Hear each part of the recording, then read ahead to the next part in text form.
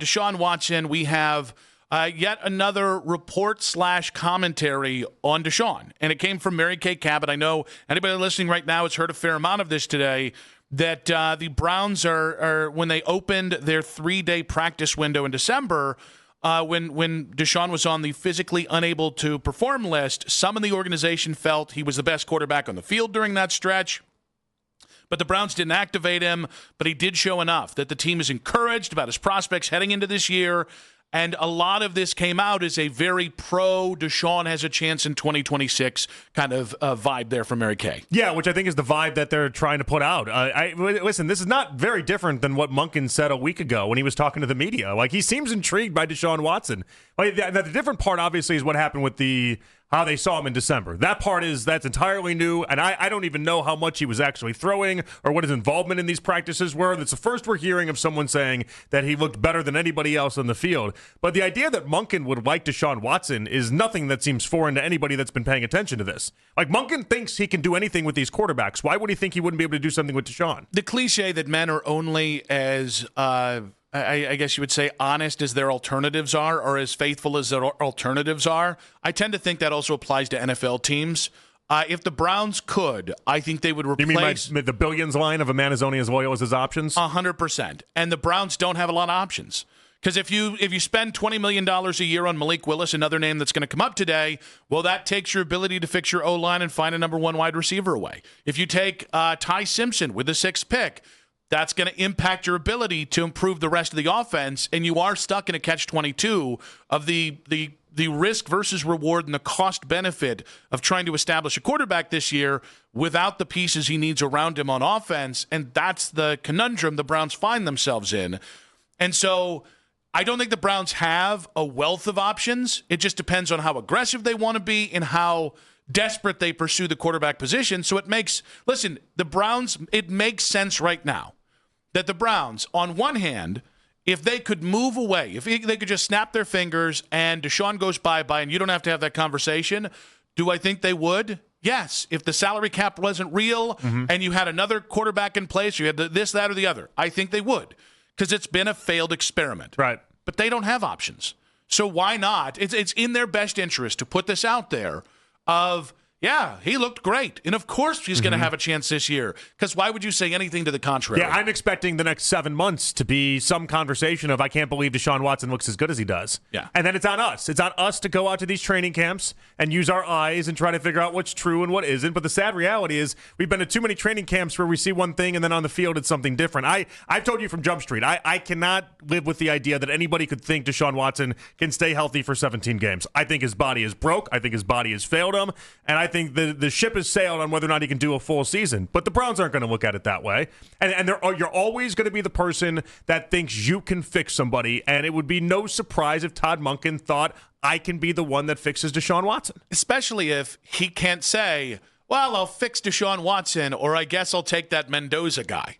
Or, hey, I think I can fix Deshaun Watson, or we just traded for Kyler Murray. All of those other possibilities come with a cost where the Browns have already sunk their cost. That's already in there with Deshaun. So I think when we get to the eventual question, which is how serious are the Browns about Deshaun, which I think is the most important question one of the most important questions about the offense or the offseason, I think it ties back to, well, what are their options?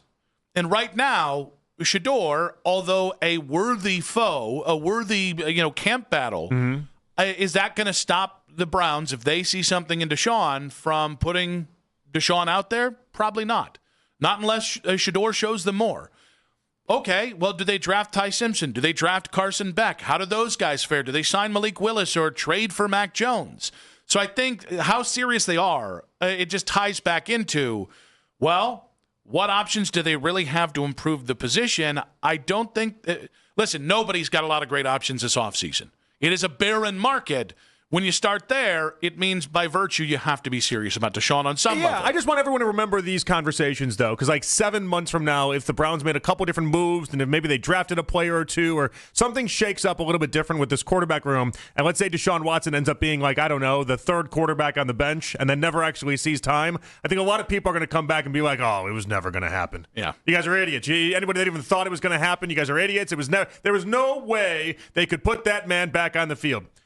Right now, the reporting suggests otherwise. That they could, in fact, put him back on the field. They've already taken all the heat that comes with Deshaun Watson as is. They're trying to get some value out of Deshaun. And the way that they look at this is the way that a lot of people in the NFL look at this. And they think, at least some of them think, according to Mary Kay, that he's their best option as far as quarterback. I think what's really interesting about this is we can have the very civilized Shador versus Deshaun.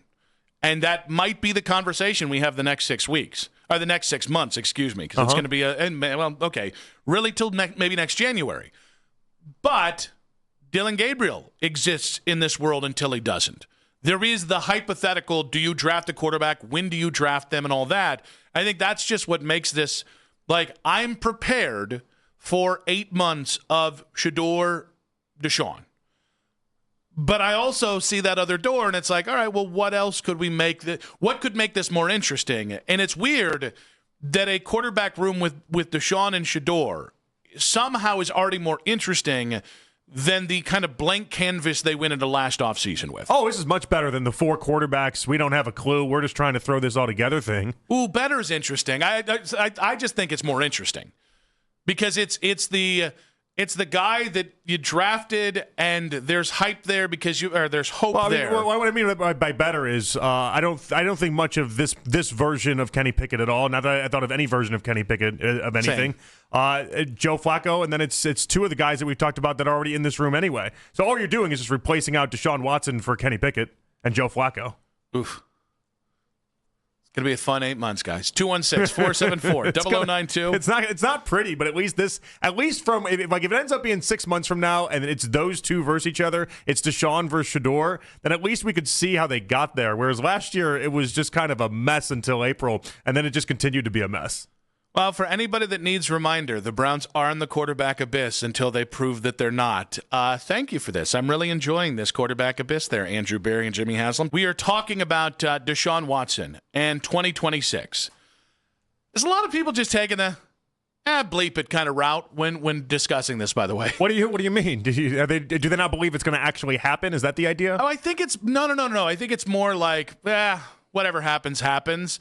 And I think it's far too early in the NFL offseason to be this. I don't want to say cynical because it's not that, and it's not apathy, but it's kind of like I guess it's like the fate has sealed that the Browns are going to be awful and the sky is falling, and there's just kind of I guess fine, sure, somebody's got to start. And I was like, I don't know. Let me get to May. Let me get through the offseason, and then I'll tell you how defeated I feel. I think that's what people are going to do, though. We're going to need a little bit of time, and then I think people are going to come back around. I think the last 2 years, in many ways, the last 2 years felt like it took as much away from people as even 1-31 did. 1-31, everyone kind of knew what the plan was. Everyone was kind of on the same page. These last 2 years, it was them, especially this last year. It felt like the Browns never really thought they were going to be a bad team, and then they ended up being this bad team, and they didn't have a way out of it. And I think there was some distrust that was built into that last season.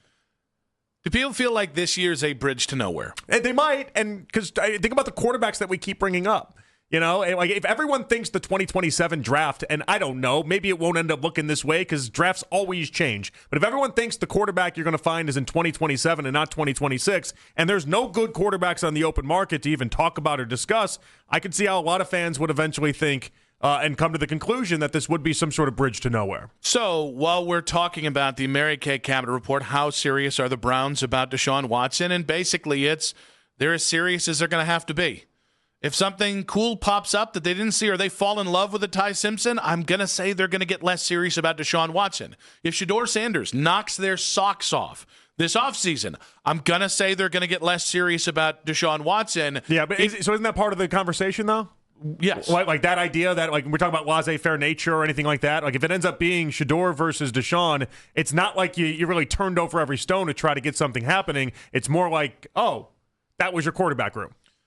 Yeah, but I think they're in a weird spot where, and this has popped up a few different ways in a few of our different conversations, and everybody different conversations on this. I'm cool if you kind of slow play the quarterback thing because you're maybe serving a different purpose there, provided you're aggressive elsewhere. And again, I don't think the Browns have the assets and the means at their disposal between cap, the draft pick collateral, and just where they are in their build. You can't fix everything. You can't re-sign Devin Bush and Ronnie Hickman and Diabate and this player and that player and build a whole new offensive line and get Alec Pierce or George Pickens or Romeo Dobbs and a bang biscuit, no BS starting quarterback this offseason. That's too maybe ambitious. But can you fix 6 of the 8 issues that you have? I can. It's just I think the thing that by process of elimination gets left behind is probably going to be the thing they should probably be most comfortable at the end of the offseason being like, well, I didn't really do a lot at this position because we didn't want to force it and there just wasn't a lot out there. Ironically, is the most important position in football. Yeah, and I mean, there's a reason why it's hard to get that position right. Not only so many quarterbacks even become available each offseason, and they just don't grow on trees, so it's going to be hard. And but I don't know, they'll tell me everything with the other moves, and then I'll start to think, are they building this team for everything but a quarterback, and then are going to place the quarterback in there? But if they start to be aggressive in that, with the easier schedule that this next year is going to have as well, you can see where a Deshaun or a Shador or someone, whoever ends up being in that spot, not going to be nearly as disastrous of a spot as last year's quarterbacks were in. So, as we talk quarterbacks, and again, how serious are the Browns about Deshaun Watson? Brian Hoyer was on with the Morning Boys and talked about the quarterback competition basically being set in stone. I just thought it was such a Cleveland hire to go out and hire a guy that no one thought would be hired in this coaching cycle. He's older. This is his first chance to do it. But I do like him for the fact that he can coach different types of quarterbacks. And like when Emmanuel Acho goes out there and says Shador shouldn't listen to him, this is a guy who coached Lamar Jackson to be an MVP 2 years ago. So I thought that was baseless. I think he will be able to use their skill sets and be able to play offense to their advantage. But I do think it's an intriguing option to have Deshaun and Shador go at it, let the best man win. If it's Deshaun, it's Deshaun, and he's healed and he's coming back from an Achilles, and it's a fresh start. But if he pushes Shador to get better, then I think Shador's the starter. I just think so. There's a lot in there. One, I keep hearing no one else was going to hire Todd Monken as a head coach. I don't give a rip. I really don't, because I've heard that a lot. I've seen the social media, the screen grabs of, I think Coward had NFL insiders ranking the head coaching hires, and Todd Monken was last. I don't care. I just don't. We're in such a spot where for 6 years, the NFL insiders have loved everything the Cleveland Browns have done and loved everything Kevin Stefanski did, while Kevin Stefanski gave you diminishing returns. So quite frankly, right now, my stock in you love this hire, you hate this hire, specifically is a little down with the NFL insiders at the moment. It's all white noise, and that's fine. That's why we routinely go back and laugh at some of these lists years later. Yeah, I mean, there were – I put Mac on the case of this, and I didn't – I found it right away, by the way, if you wanted to. So it's behind a paywall for some reason. And which I one? thought the ESPN one. Oh, no, I thought you just wanted a generic 2022 list. Oh, no, either that then. I got PFF's list is what I pulled the PFF list from 2022. Yeah, what do you want to know? So that's Brian Dable, that's Kevin O'Connell, that's Matt Eberflus. Who was their favorite hire? Oh, no, I'm sorry. I misunderstood the direction. I thought you wanted a rankings going into the season of who they liked and didn't like. Oh, no, okay. All right. Do you have it, Matt? This is why I don't over. This is why I don't over 2021, 2022, and 2023. So let's get to 2022 because Kevin O'Connell has become, I think, the most enticing. If I remember, I think ESPN had Brian Dable as the best hire. So SB Nation had Kevin O'Connell has the favorite as an A+ grade. Following behind him was Mike McDaniel with an A grade. And then behind him was Doug Peterson with a B+. Doug Peterson, who when I brought him up for the head coaching job this year, everyone looked at me like I had 3 eyes. All right, but hold on. So there was 3. Is that what the idea there? Yeah, well, those are the top 3 of that cycle. I have the grades from all of the coaching hires from that cycle. Okay, who was the worst? Yeah, give us the whole, because right now, if you had me rank those 3, I mean that's not a bad job. There were 2 F grades given out. It was Lovie Smith to Houston, and it was Dennis Allen to New Orleans. All right, so it seems like they did a pretty good job with this list. You know what? These lists. Wait, we did not help them out here, Mac. Well, no. Here, by the way, you don't do anything with the list. You just read the list. By the way, this is SB Nation, not NFL Insiders. Oh, you didn't tell me that. Clearly. Clearly. Those they did give a C to Nathaniel Hackett, though. Okay. Well, you can't win them all. They were being They did nice. okay. They were being nice. No, I tried to pull up the ESPN one because they had Brian Dable as the best hire, and I was like, well, this is juicy. But again, it's behind 17 paywalls now, so who knows how to get to any content. You don't have all access to all the ESPN stuff? Thought I did. Sure got that Disney, that whole Disney membership thing. They took me for a there. scare because my baseball package, I was going to need ESPN Unlimited in back of MLB TV, and it's a whole mess with that situation too. Yep, that's how we. A disaster. That's how we just go ahead and do not subscribe. Now, this being said, I think it's too early to say that it's penciled or even markered in, penciled in, whatever. It's Deshaun versus Shedeur because the Browns are in a really great position where nobody has expectations for their head coach or their quarterback spot this year, but you can lay in wait, and if something materializes that is worth your time, cap space, draft collateral, well, you can take that kind of swing this year because it's never too early to be good with a rookie head coach. But are there restrictions on that where what kind of commitment are you willing to give to some of these guys? Like when we talk about Malik Willis, for instance, everyone's playing with the assumption it's a 2-year deal. And yes, you can get out of it for the second year if you want. In many ways, you can just eat the money. But is it a long commitment with these guys, or is this just a 1-year tryout? And I feel like the Browns want to have some of these guys that are legitimately just on these 1-year tryouts, either a rookie deal like Shedeur is, or on a 1-year thing like Deshaun is, so you can pivot as quickly as you need to for the next offseason. Sliding scale. By the way, if I'm going to – there's no this – respect to anybody reporting this, Malik Willis, if somebody pays him 2 years, $40 million, so $20 million a year, it better not damn well be the Cleveland Browns. Spotrac, by the way, thinks he's worth $35 million a year. Hardest of passes. That's incredibly high, and I think everyone looking at that saw that was an incredibly high valuation for him. But they had it at 35 because they put him right in line with what Baker got, and then obviously what Sam Darnold got. And it's like wait, for 3 games he gets that? He might because of quarterback scarcity. I'd rather Trey Lance at a much farther reduced number at like a 2-year, $10 million number. I was just surprised that they had the estimation that high. Now, I would bet it settles more around like $25 million a year, somewhere in that range. So like that's still astronomical. I think the 2-year, $40 million that Justin Fields got, I think that's the low end bar for someone like Malik Willis in these conversations. So that's how the NFL is currently operating. So it is a sliding scale. If it's a 1-year, let's see, then I want it to be like Russell Wilson in Pittsburgh 2 years ago, where there's minimal financial tie to it. It doesn't really add to your burden long term, and you can kind of just it's a hey, let's see where this goes kind of thing, which is what Russ was 2 years ago, and we saw how it went. Now, if you want to take a more substantial, I think the one thing that people are short-sighted on, and this is why, like the Fernando Mendoza thing, which we'll get into later in the show, was more of a thought exercise than it was a they should trade for Fernando Mendoza because who knows if the Raiders would even entertain that conversation. But if that pick becomes available, I think you could do worse things, whether I think Fernando Mendoza is great or not, than taking a stab at it this offseason. Same thing with Ty Simpson. You and I are out on Ty Simpson. If they look at him and go, well, we got to guarantee he won't start next year, but 2 years from now, going into 2027, we think he's going to be our Aaron Rodgers, sit on the bench for a year or two and then start.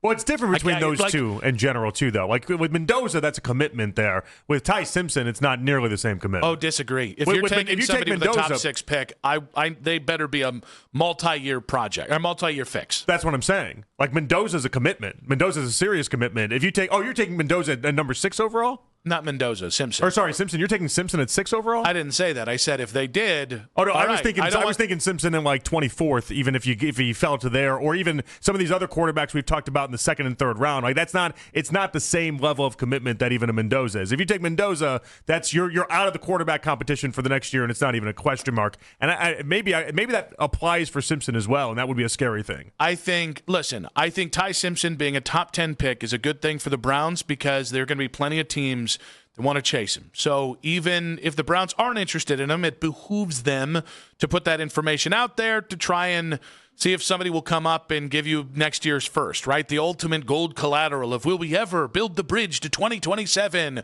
where all the good quarterbacks live.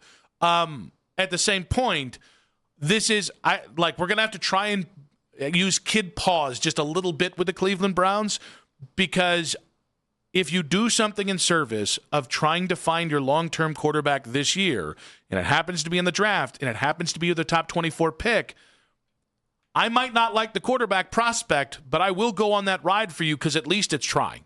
And trying in a way of we're putting real conviction behind this, which you haven't done with the quarterback position since about 2022. So what is Shedeur versus Deshaun then? Is that not trying to you? No, it's we better have tried at everything else. Meaning the offensive line better be fixed. You better have a quality wide receiver room, etc. Yeah, the patience that Andrew Berry thinks he has, if that's the route that he goes, I find intriguing just from a general manager standpoint. But if you were to lock it in, it's Shedeur versus Deshaun. If any one of them really impressed, then we got our quarterback moving forward. Great. But if not, then we're there and we're right at the 2027 quarterback spot because clearly the season didn't go very well. There's upside to that plan. I view this offseason as you're either going to remove every obstacle from Deshaun and Shedeur's path with this roster, O-line, wide receiver, backup tight ends, make sure the defense tidy, and so there's no excuse if they don't work out, or you find something that you think is a multi-year fix that you're willing to put the first couple years of Todd Monken into, which might end up being the only years of Todd Monken. And I'm scared of any multi-year fix that doesn't come through the draft, and even the draft kind of scares me with some of these guys. I think that's a very reasonable place to be.